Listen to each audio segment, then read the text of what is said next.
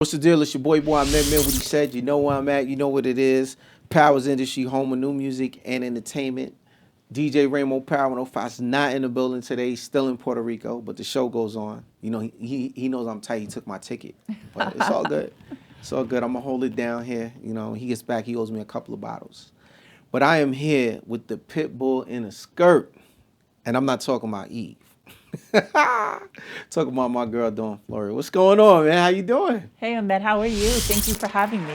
No problem, no problem. I haven't seen you in a minute. Yes, been working those cases. Still got them diamonds out, I see. You know, I need to leave this radio interview stuff alone and get with you. So how's the pandemic, man? I know it's been crazy. We haven't really spoke and dealt with each other since the pandemic. How's that affected the world of justice, so to speak? So it's been very difficult for my incarcerated clients because the court system is so backed up as it is. But imagine now, like a whole year, like everyone's been on pause. So I deal with a lot of, cases that are serious murder cases, RICO cases. So those people are not getting bail.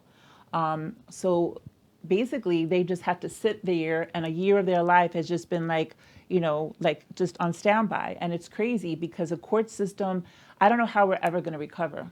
So it's for my clients that are in jail, it's really hard on them. Of course, for the pandemic, I was able to do a lot of bail applications. So I spent a lot of time doing compassionate releases, bail applications to lower my clients' bail so they could get out because of some of my clients did get COVID or they had, symptoms of that make you more prevalent to get COVID. So just super, super busy, trying to be successful. And I was very successful in getting a lot of clients out, but not all of them. So it's been very, very difficult. But work-wise, it's been crazy. The feds have been in full force arresting taking down all these gangs. I get like maybe 2 gun cases, new clients a week. The police are out there in full force, even though the pandemic was really bad. Wow. Yeah, I was just saying how you was doing.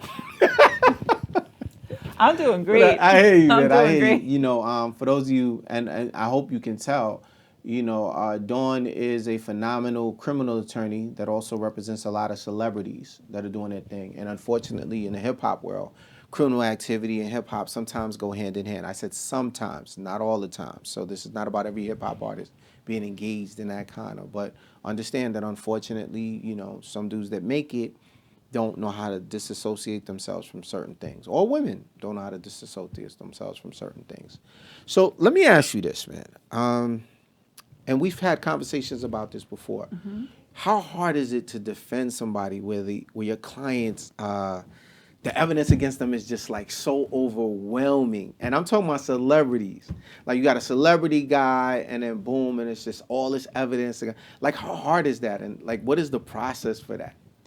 So the process is the first step is to let your client know whether they're a celebrity or just a regular person, that, we really need to figure out what you want to do, because at the end of the day, they're the boss. I work for them. We make decisions together, but I'm always going to be upfront with them. I'm always going to tell them how I feel, and I know what I can win. I know what I can't. So sometimes, even though you want to win every case, especially in a high-profile case, it's just impossible. So what you have to do is sometimes get your client the very best deal. But it's really crazy because sometimes when you have overwhelming evidence, you can work your magic and you can get an acquittal. And other times where you think it's a slam dunk, those are the cases that maybe don't turn out so right. So really, it's up to the client what they want to do. You have represented tons of people, and you currently do, right? It's Fat Joe, Remy. Who else do you represent? Like Who else is that? little TJ. Little TJ. I love Little TJ. Yeah. I can imagine representing him is also an interesting journey for you. Yeah, we presently have an open gun case in Brooklyn. So that's still going on. Cause you're fighting for Little TJ. TJ, gotta chill out, man. Gotta cut some people off, man. You're working my girl Dawn over here too much. But yeah, like I noticed you get all these cases. Now, I do want to ask you this. We spoke about it in previous years. He's coming back out. He's home now. I know that you, in the beginning, began your steps with 6ix9ine. Mm-hmm. And so did you stay with him through the entire process, or did you represent him at a certain point and then kind of walk away from it, or it was the entire process? So I was really involved like heavily up until the time he got out of jail. So once he got out of jail, he really, didn't, need a lawyer because our job was basically done. We got him out home early on home confinement, and then now, he's free to walk around and he's doing his thing. There's a lot of issues, with him. There's always been issues with him because he's just an issue kind of guy. I'm not passing judgment. He is who he is. So the decision for him to do what he wanted to do as it relates to,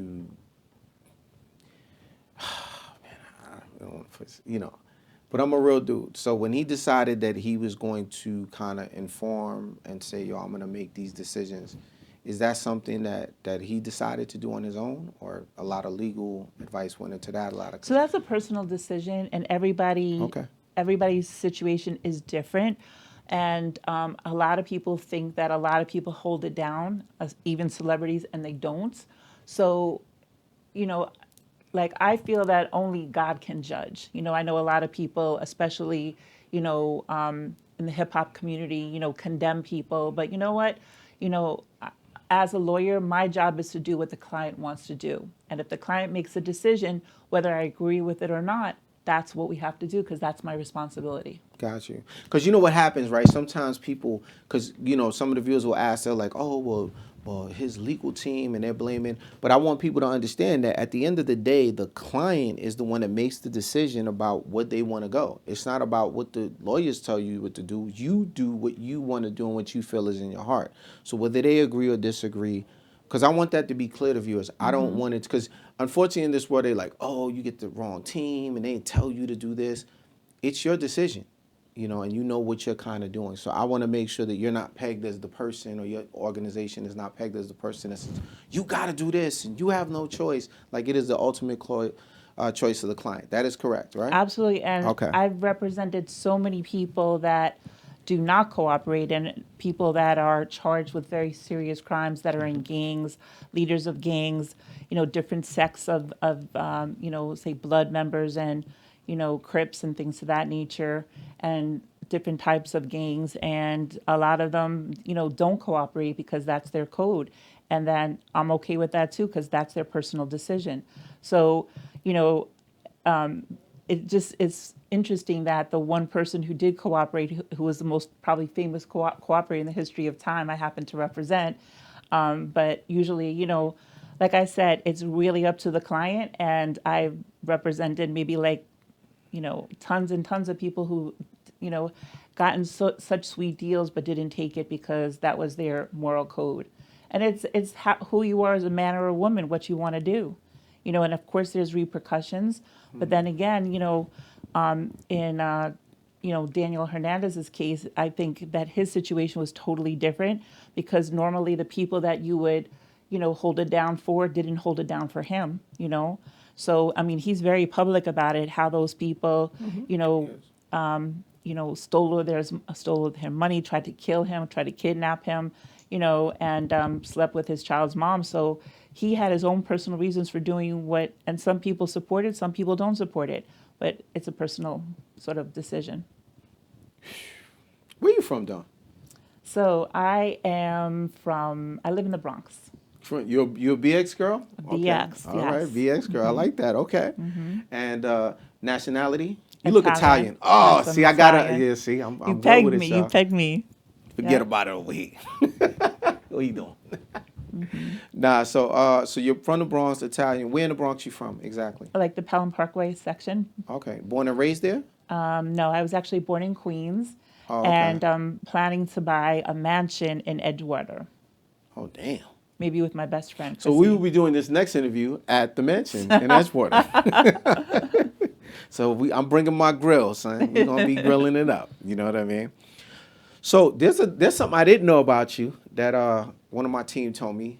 So you are this racquetball kind of person from back So, in the day, via Boston U BU.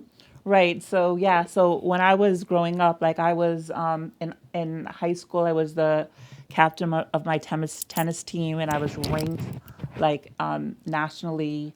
And then when I went to college, I started a racquetball team, and then I was ranked 10th in the nation in racquetball. How does the racquetball plant in the Bronx? They was doing racquetball. I don't remember So I racquetball went to over Boston University. So that's what and I used to travel all over the country. But what got me interested was that you were ranked. I was like, okay. So what got you into racquetball? Like you from the Bronx, so I don't remember the Bronx being big on racquetball. Yeah, Like but how we did had you? handball. Remember, we had Oh, you have. handball. Oh, so you was in the. You was okay. So you was in the Handball, course doing your ping pong, thing. anything Okay. with a racket was my thing. So you started the team. I got it. So 30 years in the game. I'm hearing. Woo. So you're practicing. You do law in New York and Jersey, right? Right, state and So federal. state and federal. Okay. You hear that? State and federal, y'all. So listen, you know it's funny because every time I got three other friends that are attorneys and they like when they do they make it very clear, yeah, state and federal. Like, yo. So is there like certain certifications you got to get like to practice law in New York and in Jersey? Like what is that process Right, like? so I took the New York bar and the New Jersey bar. So those are the two states that I'm actually licensed in. But if you want to practice law in a different state for like one particular case, you can get admitted. It's called pro hac vici. Like for example, I have a big drug conspiracy case in Connecticut, so I associated myself with an attorney in Connecticut so that he can be sort of like my mentor, even because all the laws are different in every state, and so I could practice there. Got you. So there's that process. So you don't have to go to school for like Jersey. Like if you go to law school and you graduate, so is it Jersey? You have to like pass something and then Right. So pass something. you have to take. It's been so long since I took the bar, but my new associate, she just passed the bar. Okay. So and she's actually going to be taking the California bar because we want to, we do entertainment, law as well. So That's going to be our next question, but go ahead. That's good. so yeah, so you have to take it's like the multi state test, which is pretty much common through all the states, and then like the New York portion is just New York, and then when you go to New Jersey, you take the New Jersey section.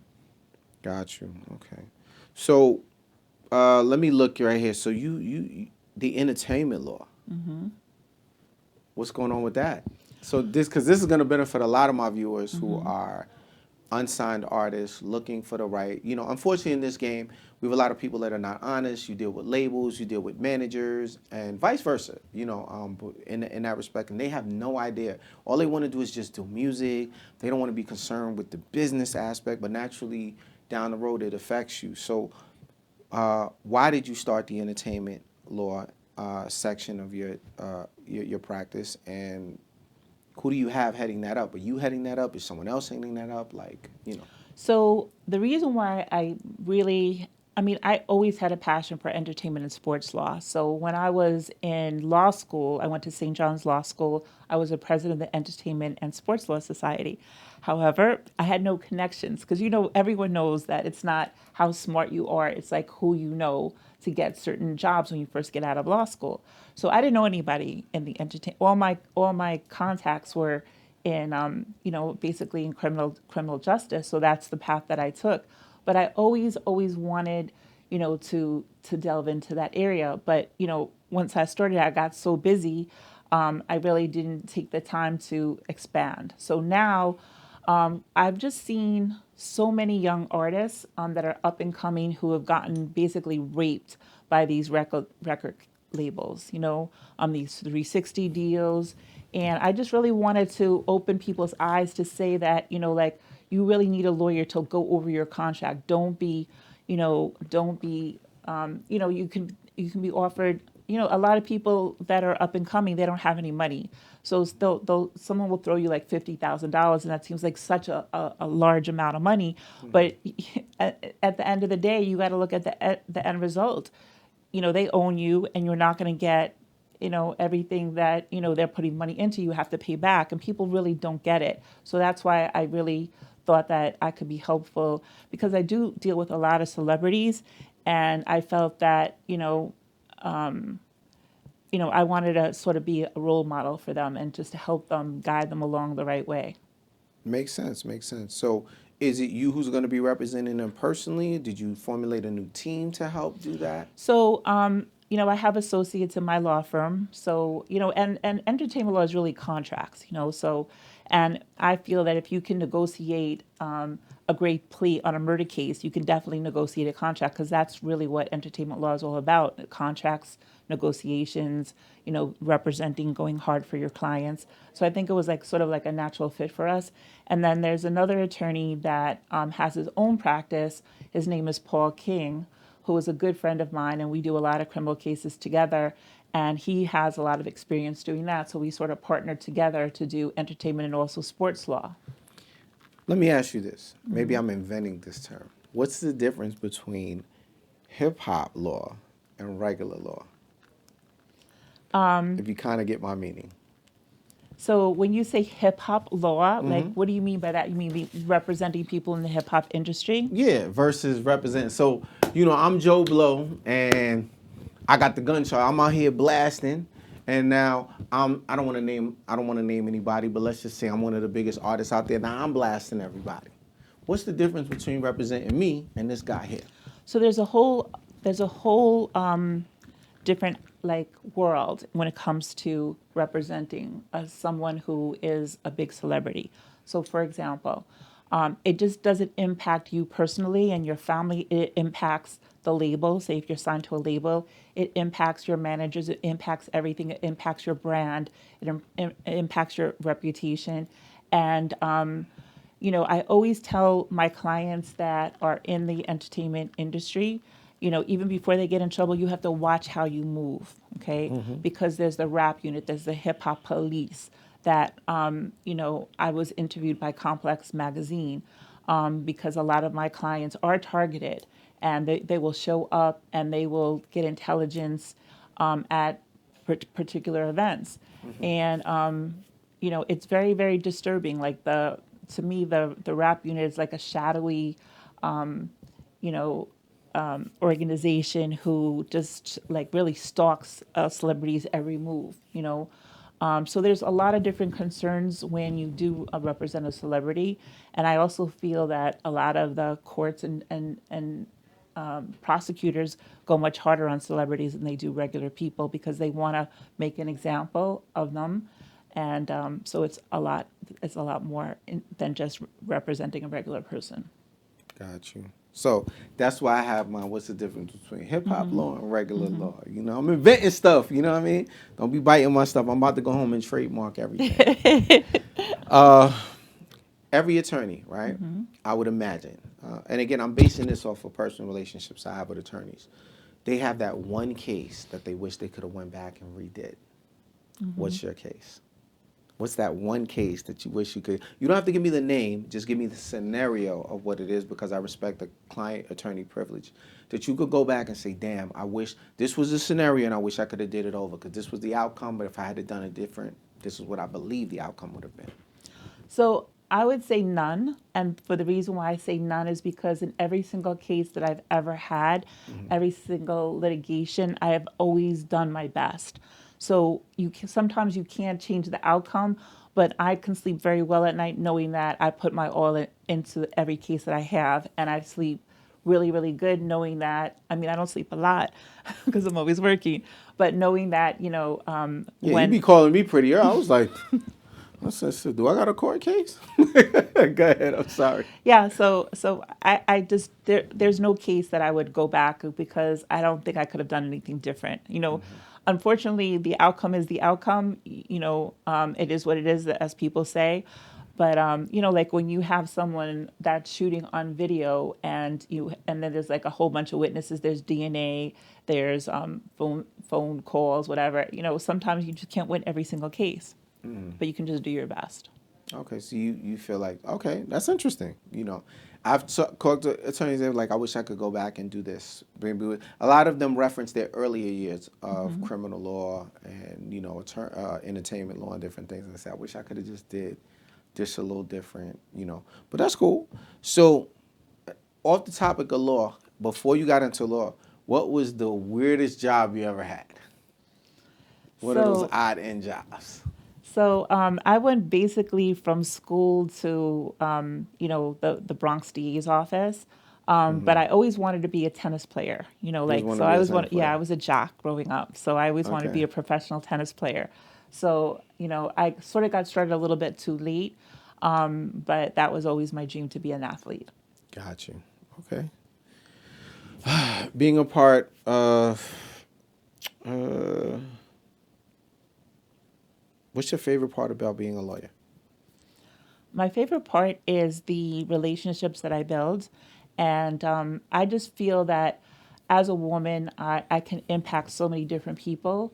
And even, not just women, but men as well, because I feel that what I bring to the table is not just, like my legal expertise and that I'm so like aggressive, but I really care about my clients and I gain their trust and I try to make them feel comfortable. Like going through any like court case is very traumatic, especially when a young man is or an old man, is in jail and facing a life sentence, and no one really knows what they go through at night. Like they're all, when they speak to their family, they try to be strong, but sometimes they're crying their eyes out in their cell, knowing that they'll never be reunited with their family again. So I think what I bring to the table is sort of that human side, that I really do care about my clients. And what I also try to do is, especially my young clients, I try to educate them, that, okay, if you made a mistake the first time, let's not make this mistake the second time. You got a second chance. Let's really try to stay out of trouble. And I try to educate them with respect to, staying away from gangs, not throwing gang signs up, on Instagram, not, and it's so hard because a lot of rappers, they make their music through their lyrics and it involves gang activity. But in many RICO trials, those same songs that have made people millions of dollars have come back to really haunt people because they will show the videos on the screen in front of the jury. They will show your Instagram with all the gang signs, And so what I try to do is I try to, you know, like comb through people's Instagrams. If they have gang signs, I try to like, you got to take that down. A lot too much money. If you're not a big rapper, IRS will look and be like, hey, so you just sold us $100,000, but you haven't paid taxes. exactly. You got Or you it. paid, you said you worked at McDonald's, but you seem to have 200,000. And the last time we checked, $15 an hour doesn't really add up to that. Absolutely. So, okay, so I get it.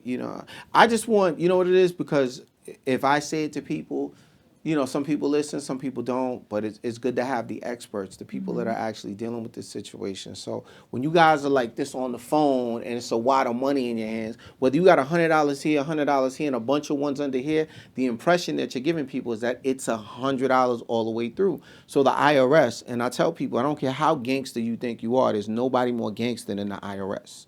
They will take your house. They will take everything that you have. So whether you have it or don't have it. So, I'm glad you kind of alluded No, to because that. that You know totally what I makes mean? you hot. That puts you on their radar. So when you post, you have to be very careful about what you post and who you associate yourself with, because even though you may not, if you do, say for example, one act of violence, right, say for example it's a shooting or something, right, and you do it alone, you're going to get a lot less time if you are not, say, a gang member. Because if you're a gang member and they can show it's in furtherance of gang activity or to maintain the position in the gang, like you're going away for many, many, many years under the RICO statute. Got you. So people, I think, so the RICO statute used to apply to, organized crime, the mafia. Well, now it's gangs. Wow. Day to day, what does it look like hanging? If I had a camera and I said, I'm going to follow you today, what does a day to day look like for Dawn? So I get up like every morning at 6 o'clock, regardless. And, usually in the mornings we have these virtual, because of the pandemic, we have these virtual court appearances. So I'm doing that basically through the day. My office, I have a beautiful office located on 51st and Madison. And we You got have, money. Hindi versus Madison. well, I've been working a long I hear you, time, man. You working a know, long my time. office in the projects. I'm working out the youth center. No, stop. So, Okay. so I meet clients there, and we go over their cases. I meet a lot of new clients. I have a driver, so sometimes like a client that can't make it into the city or doesn't have enough money to get into the city, we'll go and we'll meet a client, or just to make it convenient for them. I have two new attorneys that I have hired, and I train them as well. And I can't wait to start to get back to do trials. Got you. So I watch two shows. I love these two shows. Bull. I don't know if you've seen Bull. Phenomenal law show. It's about it's an approach like he picks juries. He's not the lawyer, but he picks the jury. And it's just so when I think of you, I always think of these shows. But like this, you got to see this show, Bull. Like you'll be thrown back. This guy, he it's like jury science. They have these computer screens up, and they pick the jury, and they sit there, and he's on the earpiece with them. He's like, yeah, let's not take that juror because their vibe is not right, and they kind of tell the attorney. Are you ever in those Absolutely. kind of scenarios where you've been approached? Like, let's say, you pick juries? I picked probably as many juries as if you triple your age. Whew. That'll make Not, you what, 21? yeah, no, like sometimes I'd be on trial like once a month. Like I'm always on trial except during the pandemic. So yeah, I'm a trial lawyer. That's what I do. Like I go to trial, and I try to bring people home. So let me ask you this. Trial law, right? You've done tons of them. What's your win percentage? If you would So have to it's tell me. it's really hard to say. Like I do win a lot of my trials, but it depends on what you call a win. For example, a lot of times you'll have a murder case, and the person will get convicted out of the top count, but say like of a manslaughter, and that could be a win. So, I definitely don't win every case. Any lawyer who says they win every case, then they only take easy cases. Like if you're my client and you want to go to trial, even though I tell you it's looking ugly, we still go to trial because that's your right, and I'm going to do the very best I can. But there's certainly been cases where I've told my client that we should really plead it out, and they wanted to go to trial, and sometimes you win, sometimes you don't. Got you. I got two last questions for you before I get you out of it. Because I know you're itching to get back to your desk and start working on these cases. Oh, but the other thing I also do, you said my day-to-day basis, I also am an entrepreneur. I Okay. also work with Fat Joe, and we have a business that's called marketamericashop.com. So I'm also doing that as well. So basically, say if I'm in court, so someone will like my lipstick, like, oh wow, like where did you get that from? So like I'll be selling them lipsticks in the bathroom, I'll be selling judges, vitamins and things of that nature. So Wait, it's are you a paying off the judges? Should we delete this? Like, girl, you gonna win today. I don't care how good he is. You winning today. You done got me the lipstick. My husband gonna marry me twice. so it's basically to get it's basically to get another source of income, multiple streams of income by buying everything online. It's called the shopping annuity. So basically, everything that you buy, you would already buy, but you're buying online and you get paid to do. Wow. So that's definitely something, because I can't be working, till I'm like 105 years old. So you have to have other streams of income coming in. Got you. Makes total sense. And what I tried what I've like I, over the years I've developed my brand. So the reason why they call me the Pretty Pipple Attorney is because, I believe that you should be true to yourself. Okay, and I really believe that you should have your own style, your own brand, and branding is very, very important in every business that you have. Support that. So what I try to do is and actually it was one of my clients who was an older gentleman who said, you know what, I'm going to call you the pretty pipple, and it stuck like over the years. And I think it's really important for a person just to find what they're comfortable with, and I like looking good, and I get a lot of confidence from doing that. And then, it gives your client confidence as well, because you don't want to walk into a board meeting like looking broke, so it's the same thing. It's like people want to be around people that, have confidence and feel good and make them feel good. Makes sense. So, my other question to you is you're so busy. You're fabulous, right? Married? No. Okay.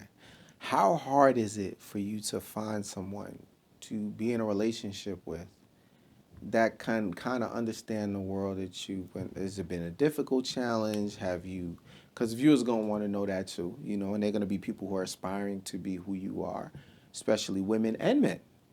And I would kind of want to know what the challenges are, because success comes with great compromise. That's what I've learned no matter what profession. So how hard has it been for you, or may not have been hard? What is the deal? Why are you not married, Jed? What's going on? What's the deal? What's up? So I haven't found the person that I want to spend the rest of my life with. I haven't found my king yet, but I Okay. am lovable and I know I will. So I mean, there's no real reason why I'm not married. It's just that that's my choice. You don't feel the work gets in the way because you like juggling? Like, because think about it, I'm married to you. Dude calling you at 4 in the morning, so yo, I need to. You like, hold up, man, it's 4 in the morning. Why Yeah. you calling? Why you calling my lady at 4? I don't care if you in jail. Stay in there till 9. At least let her sleep. So you don't think that would be like a So I deterrent definitely, for? I definitely think that it has affected a lot of my relationships because I do work Okay. so much, absolutely. But you have to, I think that you have to find like-minded people that you date. So for me, I would have to find a person probably as busy or that than I am, or at least understands the type of Okay. lifestyle, and so we could build our empire together. Makes sense. Last question. I know you're currently dealing with a case. You know who I'm talking about. What's going on with him, man? Fabio Farm, what's up? So yeah, so he I know was you can't give me the particulars right. of the case, so I respect that. Understand that again, when you're dealing with law, she can't just say, "Oh, this was going on." This is not the certain type of show where that's what it is. No, people are not going to splurt that out. This is a profession, but I am asking you for the overview of like where you currently are. That would be public knowledge anyway. Right. What's going on with him because So he recently just got arrested. The allegation is that it was a loaded gun, and we went actually like on Friday for a bail review because the the state moved for detention, So we're gonna and bail him out. He's coming home. not yet, not yet. Come on, So the judge wouldn't give him bail because it's a New Jersey case. So the way that man. it works, it's either you get released, like on your own recognizance or with maybe conditions for pretrial reporting, or there's detention. There's no bail in New Jersey anymore at all. So you can't get. So if I get locked up and I'm like, yo, come get me, we gonna deal with that. There's no more of that. I can't get this bailed So out. you can't get bailed out. What you can do is if it's a non-violent crime, then pretty much you're going to be released. But a lot of the violent crimes, the government will move for detention, and then you may be stuck in jail till they be out. Wow. So So is that just in Jersey? New York is like that too, or just New York has bail. New York has bail? They took away bail in New Jersey. Wow, man, I feel for you, man. But we're gonna definitely appeal the court's decision. So hopefully he will come out soon. So he either, because I want to be clear, so he either gets released and Right. then is expected to come back to court and be upstanding citizen, or there's no Right, there's gray area. detention. Right. Wow, man. So you hear that, guys? And New Jersey does not play with gun cases. If you're doing stuff in New Jersey, there is no bail. You either coming home and they expecting you to come back, or you gonna be remanded back to prison and wait there. So you might want to think, anybody who is engaged in any criminal activity that might be watching this, because we have viewers from all over the world that might be watching this. So please, think before you act. And when you think before you act, that also means stay off the telephones because most of the evidence in these conspiracy cases comes from people telling on themselves. So you have to be very, very careful. Texting and Texting. so they can get the text information. They can They get the not only can they get the text information, from some carriers, they can go on your Instagram, they can go on your Facebook, and they can subpoena those, your private messages as well. wow. So back in the days, I remember it used to be like, "Yo, give me a burner phone," and then so is that a safe bet anymore? I'm not So saying for you to encourage criminal activity. no, I'm but just asking, like, what how I'm does that work with burner phones? So what I'm saying is it depends on who gets the number, because you may not even be on the wire, your phone or your burner phone. You may call someone that there is a wire, and then your phone is compromised as well. So just stay off the phones. Like if you have to talk to people, talk in person, because the phones are not safe. Like everyone is listening. Whew. Just like how you get caught up with your wife or your girlfriend, with the text messages, the same thing. I'm joking, man. I am joking right now. Listen, man. Dawn will be with us. For those of you that are doing, the Powers Industry Showcase coming up, Dawn will be giving a hour free consultation with her organization to talk to you about entertainment law, especially certain criminal activities that you should be staying away from. She'll be coming out with us, special trip. So make sure you follow. Some of you guys already signed up. You know what it is, but we're here to educate unsigned artists and just people in general. So she deals with both sides of the spectrum. Yes. I want to thank you for coming out and hanging out with me. I know pulling you away from that desk was crazy. I had to beg her to come, man. You don't know. I told her, yo, listen, I'm gonna stand in front of your crib and start honking. I'm gonna get you thrown out the crib. We're gonna get a noise violation. So you gotta come. But she came, and I want to thank you. And I mean, I you want to know. tell you, like, I'm so impressed like, I know that you have like a full-time job, and, you have so many things going on in your life, but like how you give back to the community and how you help people who, are not signed to labels, people who are up and coming, artists. I just think that's amazing. And I look forward to working with you in the future. Thank you. I appreciate that. So we are here with the pit bull in a skirt, Don Juan, the Italian stallion. You know what I'm saying? Thank you for coming out, man. Absolutely. Keep It's it my locked. pleasure. We coming with more. Thank you.